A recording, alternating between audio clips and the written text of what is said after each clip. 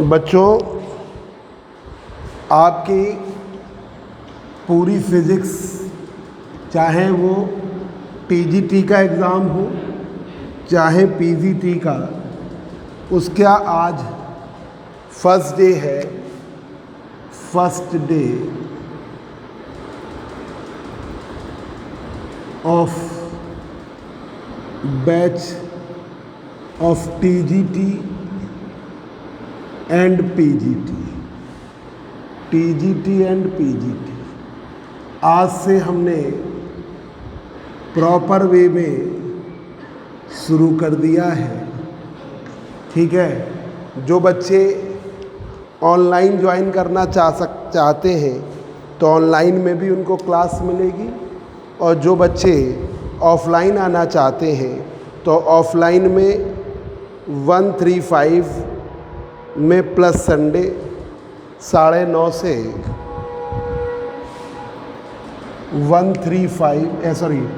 246 plus Sunday, ठीक है, 9:30 to 11 AM batch है। 246 में 9:30 to 11 AM। ठीक है बच्चों, 246 प्लस 7 का मतलब संडे। ये है आपका ट्यूसडे, ये थर्सडे, ये सैटरडे और ये संडे। ठीक है, ये आपका बैच रहेगा। बिल्कुल स्टार्टिंग से सभी बच्चों को बता दें कि डायमेंशन निकालने, बिल्कुल डायमेंशनल एनालिसिस से हम शुरू कर रहे हैं। डायमेंशन निकालने में भी बच्चे बड़ी गलतियां कर देते हैं। बिल्कुल पहला टर्न है, बिल्कुल बेसिक चीज़ों से ही हम शुरुआत कर रहे हैं। डायमेंशन निकालने में भी बच्चे बहुत मिस्टेक कर देते हैं, और वो क्वेश्चन गलत होना आपके लिए बहुत ही नेगेटिव है। उसे किसी भी हालत में गलत नहीं होना चाहिए। तो हम बिल्कुल बेसिक 2-3 टॉपिक्स में ही आपको ये डायमेंशनल एनालिसिस आज बता देंगे। भाई देखिए, मास है, मास को केजी में नापते हैं या ग्राम में नापते हैं। इसकी डायमेंशन आपकी एम रहेगी। ठीक है, मास को केजी में, एमकेएस सिस्टम में और सीजीएस सिस्टम में ग्राम में, डायमेंशन दोनों के लिए एम है। लेंथ को मीटर में नापेंगे और उसकी डायमेंशन एल है। अगर दूसरे सिस्टम में जाओगे तो सेंटीमीटर में नापोगे या मिलीमीटर में नापोगे, पर डायमेंशन का उस पर कोई फर्क नहीं पड़ेगा। फिर इसी तरीके से आप टाइम को सेकंड में नापते हो और उसका एक ही है टी, तो टाइम के बदलने की कोई आवश्यकता नहीं। टाइम की यूनिट टी है। अब आइए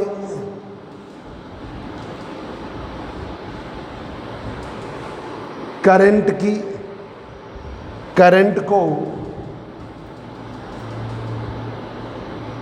एम्पियर में, उसकी यूनिट ए। ठीक है, अब आप आइए करंट की, इलेक्ट्रिकल करंट की एम्पियर यूनिट ए है। अब आइए टेम्परेचर के कई हैं, केल्विन है, सेंटीग्रेड है, फ़ारेनहाइट है, और टेम्परेचर के लिए हम थीटा यूज़ करते हैं। ठीक है, थीटा यूज़ करते हैं। अब आइए ल्यूमिनस इंटेंसिटी।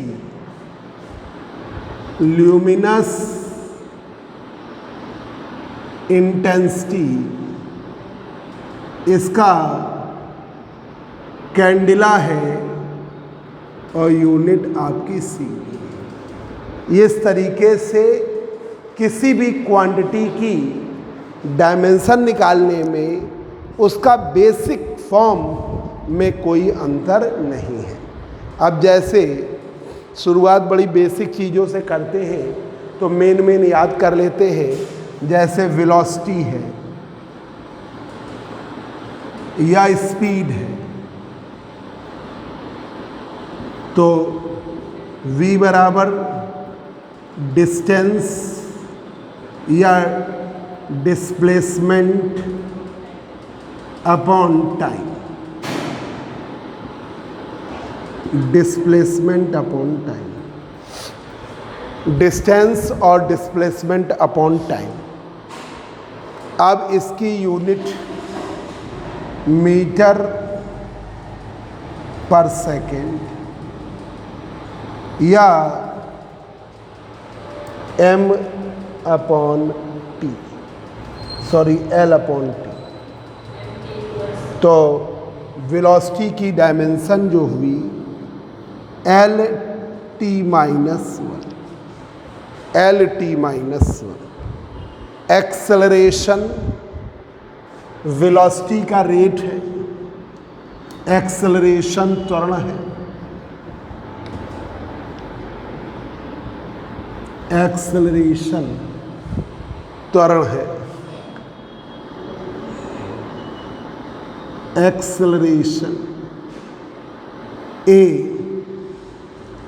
वेलोसिटी का रेट है, वेलोसिटी का रेट एक्सेलरेशन है, इसकी यूनिट मीटर पर सेकेंड अपॉन सेकेंड, मीटर पर सेकेंड स्क्वायर। डायमेंशन जो होगी L अपॉन T2 तो LT माइनस 2, ये एक्सेलरेशन की हुई LT minus 2, LT minus 2।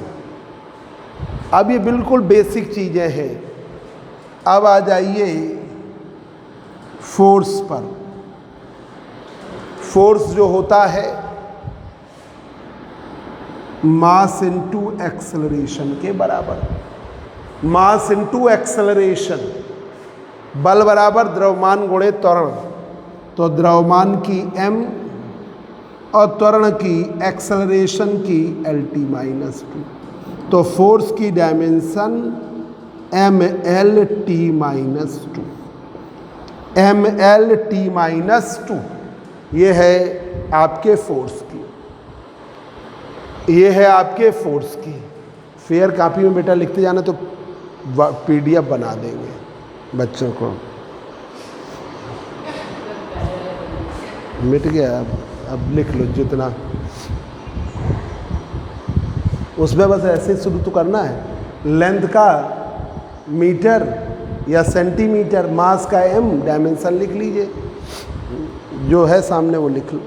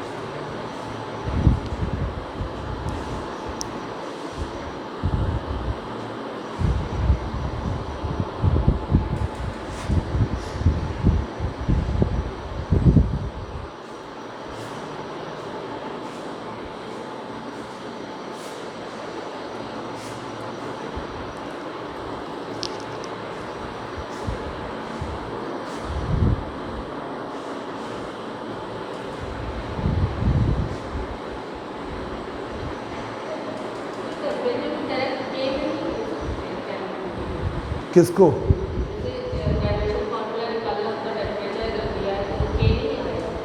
Theta हमने देखा, थीटा दिखाते हैं। के बना लिया होगा तो वैसे के भी बना, मतलब हमने तो कॉम्पिटिटिव एग्जाम में तो थीटा ही दिखा है, टेम्परेचर का जो बेसिक है वो थीटा ही है, थीटा से ही दिखाते हैं। बाई चांस कभी के से दिखा दे तो अलग दिखेगा तो कर लीजिएगा, थोड़ा आइडिया लगाना पड़ेगा कि भाई टेम्परेचर के लिए के बना दिया, वैसे केल्विन की वजह से के नहीं, हम लोगों ने तो थीटा ही देखा है। ठीक है, अब देखिए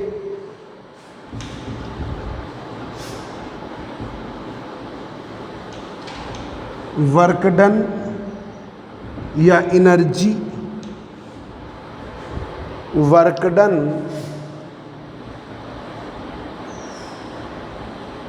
और एनर्जी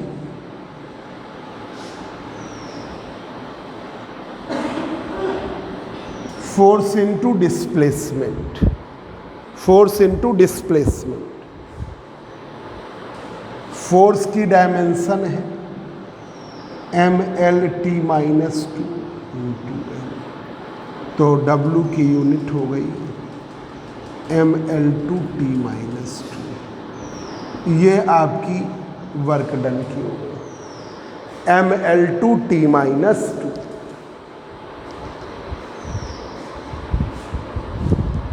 ml2t माइनस 2। अब देखिए यही एनर्जी की है, जैसे काइनेटिक एनर्जी का निकालते हो, एनर्जी के बराबर हाफ mv², m का मतलब kg मीटर पर second, metre square upon second square, तो m l² t², तो डायमेंशन हो गई ml2t minus 2, ml2t minus 2।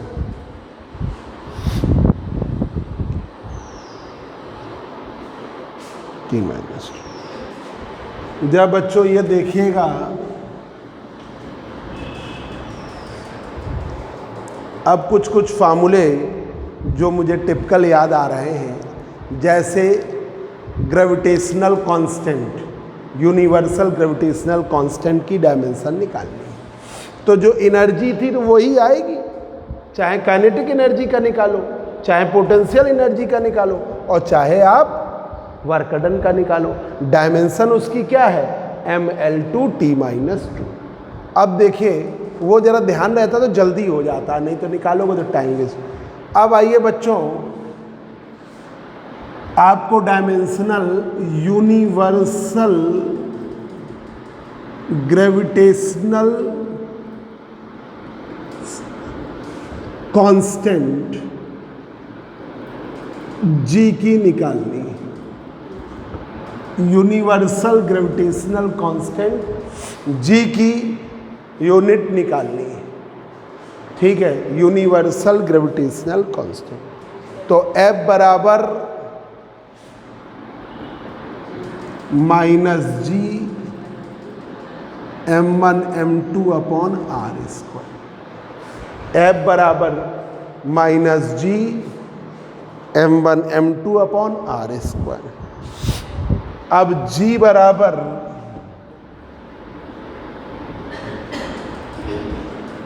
G की वैल्यू हुई FR² m1 into mlt minus 2 l² m into e। इस m से एक m कट गया, m minus 1 l3 t minus 2, m minus 1 l3 t minus. तो ये मोस्टली बच्चे नहीं निकाल पाएंगे। ठीक है, अब ऐसे ही एक और आपको बता दें,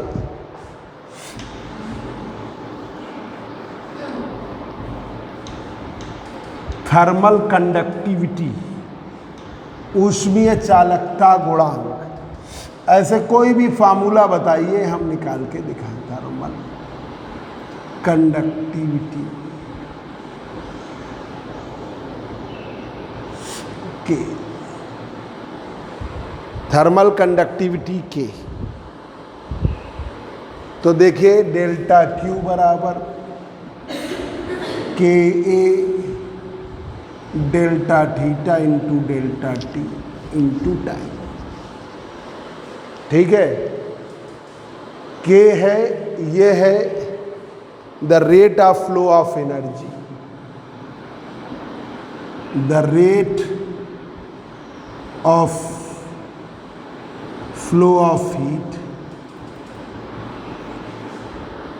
के है थर्मल कंडक्टिविटी, के है cross sectional area, area delta theta upon theta T, coefficient T है टाइम, डेल्टा टेम्परेचर ग्रेडियंट,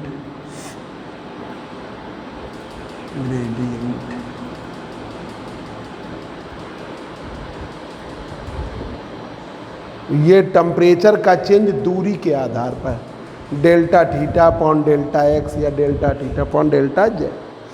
अब आपको लाना है के का, तो delta Q upon A D theta upon D Z into time. इसकी डायमेंशन ml2t माइनस टू, ये ampere है, ये एरिया है, एरिया की L2, ये हो गया थीटा टी माइनस वन, और ये है T theta L minus one, theta L minus one. तो ये इससे कट गया भाई, टेम्परेचर का हो गया थीटा और डिस्टेंस का हो गया, ये टेम्परेचर का आपको केल्विन से दिखाओ या थीटा से, तो आपने ये ले लिया थीटा और इसकी ले लिया L, तो theta upon L minus upon T, ये टाइम का। ठीक है, अब यहाँ पर ये L2 से L2 कट जाएगा, तो ये आएगा डेल्टा थीटा ही का, तो हमने लिया, ये टेम्परेचर ग्रेडियंट है, तो इसकी डायमेंशन तो थीटा ही ली गई ना टेम्परेचर की। टेम्परेचर का क्या लिया, केल्विन या थीटा। केल्विन एक यूनिट है टेम्परेचर की, दूसरी यूनिट क्या है आपकी फ़ारेनहाइट, फिर क्या है सेंटीग्रेड है। तो आप इनको डायमेंशन में, अभी तुम बोल रही थी ना कि थीटा से दिखाएं या के से, तो वो डायमेंशन में ये क्या हुआ थीटा, और डी जेड क्या है दूरी, ये क्या हो गया L, तो थीटा L माइनस, ये हो गया टाइम का T, ये हो गया। ठीक है, अब ये ले जाइए, तो ये K की डायमेंशन, K की डायमेंशन आपकी आती है K की डायमेंशन आएगी M, ये L स्क्वायर कट गया, M L T minus 3 theta minus 1, M L T minus 1 T minus 3 theta minus 1। अब भाई कोई और फार्मूला याद हो रहा हो जिसमें आपको दिक्कत लगती हो, एक और निकाल दे रहे हैं, टॉर्क टाउ का, टाउ बराबर F इंटू डी, वही है force into perpendicular distance from the axis of rotation, F into R, perpendicular distance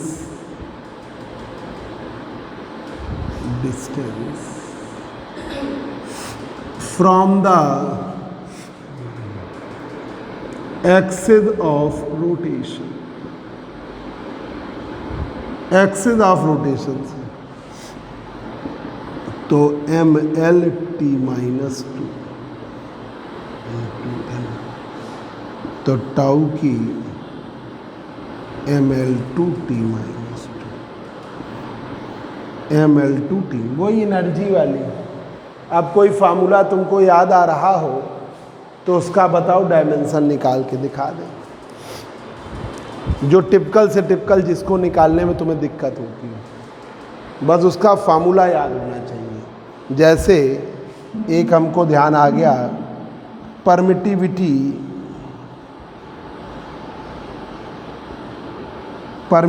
का निकालना है, तो F बराबर होता है 1/4 पाई एप्सिलॉन नॉट के Q1 Q2 upon are.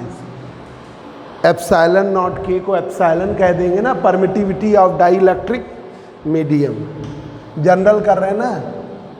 Epsilon जो है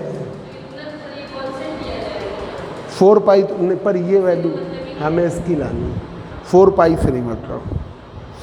एप्सिलॉन नॉट के बराबर epsilon permittivity of dielectric medium,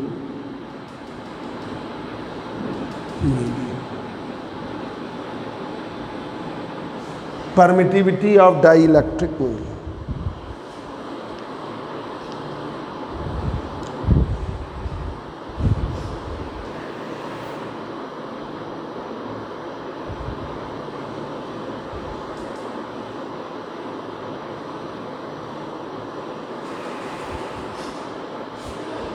तो अब आपकी F बराबर 1/4 pi epsilon Q1 Q2 upon R. हमें एप्सिलॉन की लानी है, epsilon Q1 Q2 F R square. ठीक है, अब देखो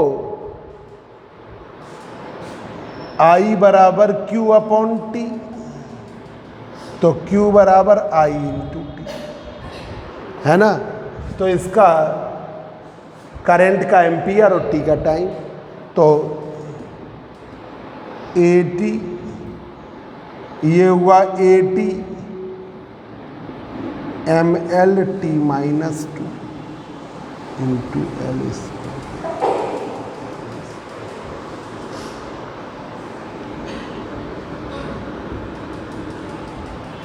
तो एप्सिलॉन की आई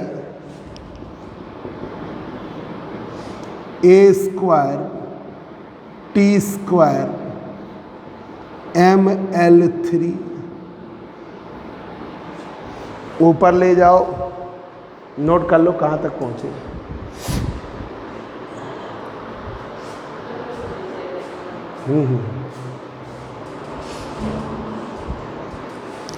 तो ये आया आपका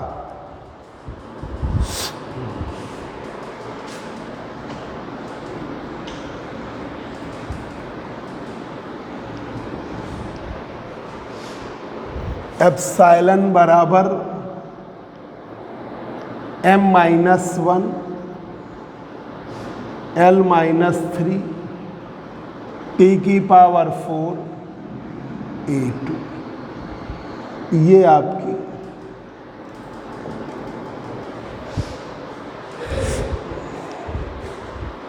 ठीक है। M-1 L-3 T की पावर 4 A2, ये आपकी। अब आइए बच्चों, कोई और ऐसा फार्मूला जिसकी डायमेंशन लाने में आपको दिक्कत होती है, कोई ऐसा चीज़ जिसके विषय में। प्लांक कांस्टेंट, ठीक है, देखिए Planck constant H,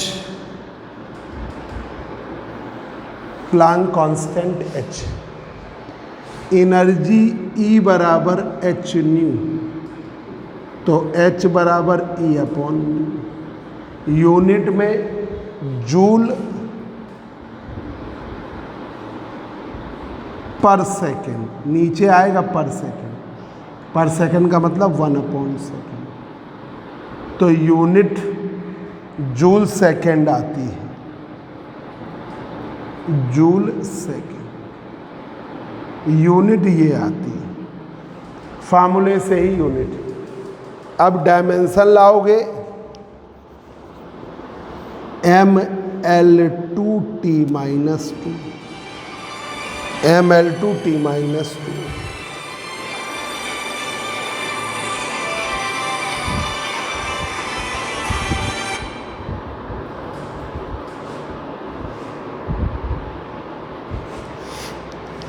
into T,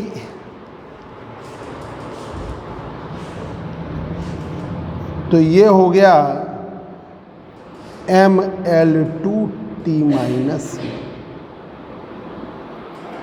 ml2t - 1। ये आज, और कोई बच्चों देखिएगा जाके घर पर, अगर कुछ और डायमेंशंस जो ना आए वो आप हमको बताएंगे तो हम उसकी डायमेंशन बताएंगे। कोई भी टर्म हो, ऑब्जेक्टिव में आएगा, टाइम कम होता है, ये क्वेश्चन गलत नहीं किसी भी हालत में होना चाहिए। पीजीटी में डायमेंशन के आने के कम चांस रहते हैं, पर टीजीटी में के लिए यूनिट और डायमेंशन बहुत इम्पॉर्टेंट है, एक ना एक क्वेश्चन आपको मिलता है। अब भाई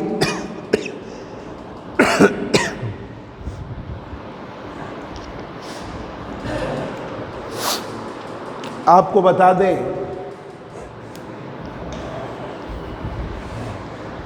बहुत important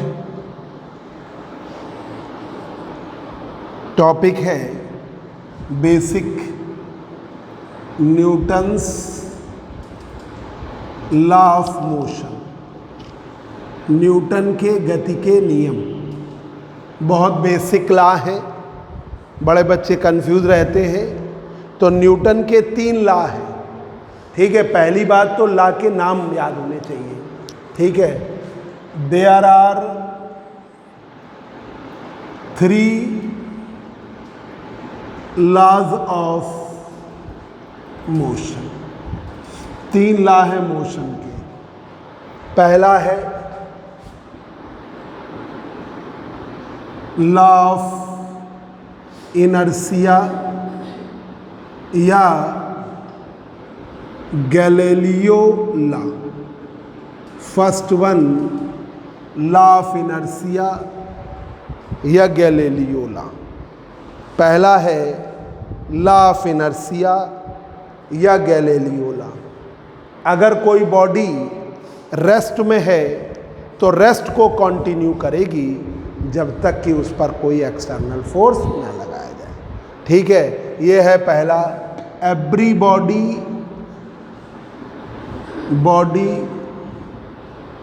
continues to be in state of rest और यूनिफॉर्म मोशन। प्रत्येक वस्तु कंटिन्यू करेगी स्टेट ऑफ रेस्ट को या यूनिफॉर्म मोशन को। Every body continues to be in state of rest और uniform motion until some external force is applied on it, जब तक कि कोई बाह्य बल उस पर ना लगाया जाए। एवरी बॉडी, प्रत्येक वस्तु कंटिन्यू करेगी, continues to be in state of rest और यूनिफॉर्म मोशन। प्रत्येक वस्तु कंटिन्यू करती है स्टेट ऑफ रेस्ट को या यूनिफॉर्म मोशन को until some external force is applied on it, जब तक कि कोई बाह्य बल ना लगाया जाए। यहाँ पर इस लॉ को हम लॉ ऑफ इनर्शिया कहते हैं या गैलीलियो लॉ कहते हैं। इसमें एक है इनर्शिया ऑफ मोशन की स्टेट, मोशन जिसमें बॉडी रेस्ट को कंटिन्यू करती है, body continues to be in state of rest, body continues to be in state of rest, जिसमें बॉडी कंटिन्यू करती है स्टेट ऑफ रेस्ट को। दूसरा है इनर्शिया ऑफ मोशन का, दूसरा है इनर्शिया ऑफ मोशन का, इनर्शिया ऑफ मोशन का जिसमें बॉडी कंटिन्यू करती है स्टेट ऑफ मोशन को। ठीक है, body continues, body continues to be in a state of motion, body continue करेगी स्टेट ऑफ मोशन को। देखिए क्या है, inertia of motion, body continue करती है अगर रेस्ट को तो इनर्शिया ऑफ रेस्ट में है, अगर कोई बॉडी कंटिन्यू करती है स्टेट ऑफ मोशन को तो इनर्शिया ऑफ मोशन में। जैसे बस मूव कर रही है और कोई बॉडी है उसमें, तो बस मूव करती तो वो भी मूव कर रही है और उस स्टेट को कंटिन्यू कर रही है, तो वो है इनर्शिया ऑफ मोशन में। ठीक है, बस अब जैसे ब्रेक लगता है तो बॉडी हमेशा आगे की तरफ जाती है कि वो उस इनर्शिया ऑफ मोशन को बनाए रखना चाहती है। अब बस रेस्ट में है, बॉडी भी रेस्ट में है, बस चलती है, आप पीछे की तरफ जाते हो, आप इनर्शिया ऑफ रेस्ट को बनाए रखना चाहते हो। तो बॉडी जिस स्टेट को में है उस स्टेट को कंटिन्यू करना चाहती है। There are 3 laws of motion, law of inertia या Galileo law. Every body continues to be in state of rest और uniform motion until some external force is applied on it, जब तक कि कोई बाह्य बल ना लगाया जाए। Inertia of motion, body continue करेगी स्टेट ऑफ रेस्ट को, inertia of state of rest को इनर्शिया ऑफ रेस्ट है, दोनों में एक ही चीज़ लिख गए। इसमें inertia of rest, inertia of motion में बॉडी कंटिन्यू करेगी स्टेट ऑफ मोशन को, body continues to be in state of motion. अब आइए सेकंड लॉ, सेकंड लॉ है या हम कहते हैं सेकंड लॉ और लॉ ऑफ फोर्स या law of rate of change of linear momentum, linear momentum, rate of change of linear momentum. Second law या लॉ ऑफ फोर्स और law of rate of change of linear momentum, rate of change of linear momentum, law of rate of change of linear momentum. जो force होता है वो संवेग परिवर्तन की दर के अनुक्रमानुपाती होता है। फोर्स बॉडी पर जो लगता है rate of change of linear momentum के डायरेक्टली प्रोपोर्शनल, या rate of change of linear momentum directly proportional to force. जैसा मोमेंटम का रेट होगा वो डायरेक्टली, जब इसे बराबर किया तो के आएगा। के है प्रोपोर्शनलिटी कांस्टेंट, प्रोपोर्शनलिटी कांस्टेंट इसकी वैल्यू यूनिटी है। तो F बराबर dp अपॉन dt। बहुत जगहों पर आप यूज करते हो मोमेंटम का रेट फोर्स के बराबर। The rate of change of linear momentum is equal to the force. Force किसके बराबर? मास इनटू एक्सेलरेशन, क्योंकि लीनियर मोमेंटम P की वैल्यू mv के बराबर है, मास इनटू वेलोसिटी के बराबर है। योग ये जरा दरवाजा जरा चिपका दो, जरा बोर्ड चमक रहा है। तो F बराबर d by D T mv। ये दरवाजा चिपका दो। m बाहर किया, m बाहर किया तो F बराबर m dv upon dt। Velocity का रेट एक्सेलरेशन के बराबर है। तो फोर्स मास इनटू एक्सेलरेशन के बराबर, मास इनटू एक्सेलरेशन के बराबर, एक्सेलरेशन के बराबर। अब आपका तीसरा लॉ हर एक को याद रहता है, Newton's third law, action reaction law, क्रिया प्रतिक्रिया का नियम। Newton's third law, action reaction law, क्रिया प्रतिक्रिया का नियम। Newton's third law, action reaction law, क्रिया प्रतिक्रिया का नियम। There is every action equal and opposite reaction. Newton का थर्ड लॉ है, there is every action, there is every action, प्रत्येक क्रिया के बराबर, there is every action equal and opposite reaction, reaction equal and opposite reaction.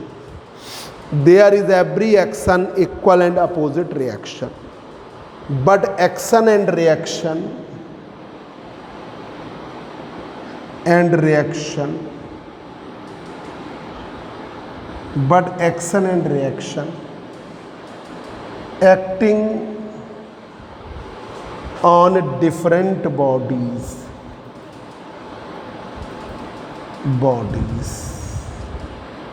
ये कार्य करते हैं अलग अलग वस्तुओं पर। There is every action equal and opposite reaction, but action and reaction acting on different bodies।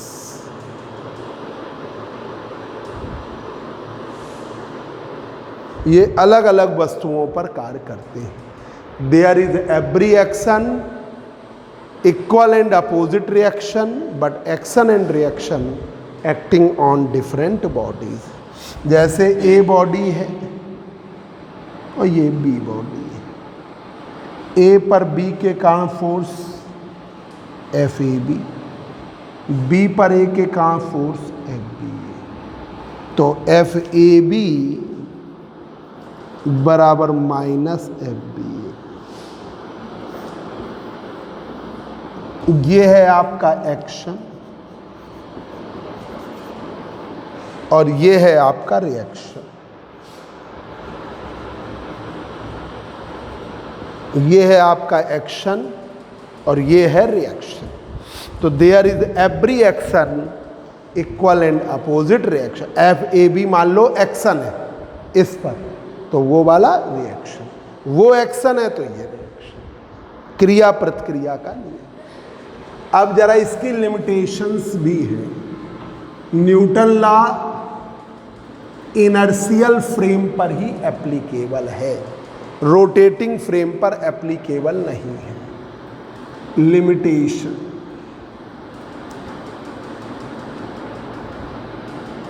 Newton's law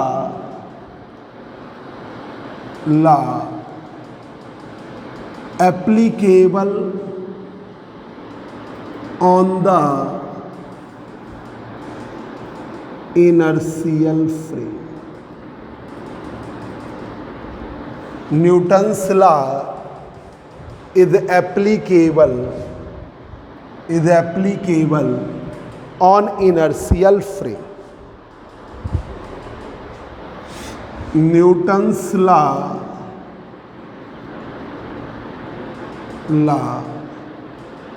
is applicable on the Newton's law is applicable on the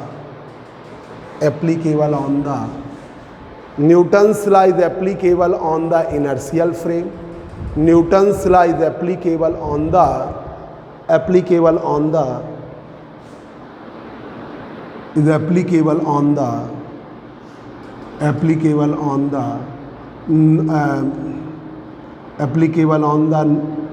non-relativistic particle.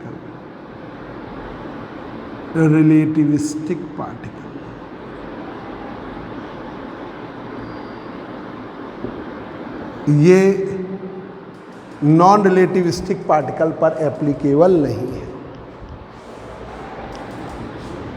इस non relativistic particle पर applicable है जिसकी velocity light की velocity से बहुत कम, light की velocity से बहुत कम। Newton's law is applicable on the inertial frame. Newton's law is applicable on the non-relativistic particle. ठीक है, this law is not applicable on rotating frame. Rotating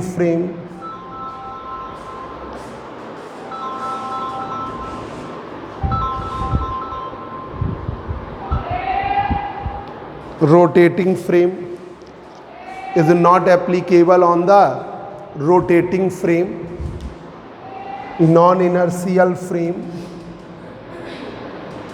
inertial frame,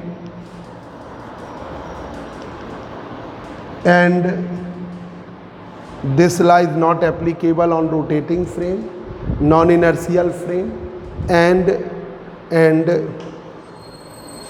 relativistic particle.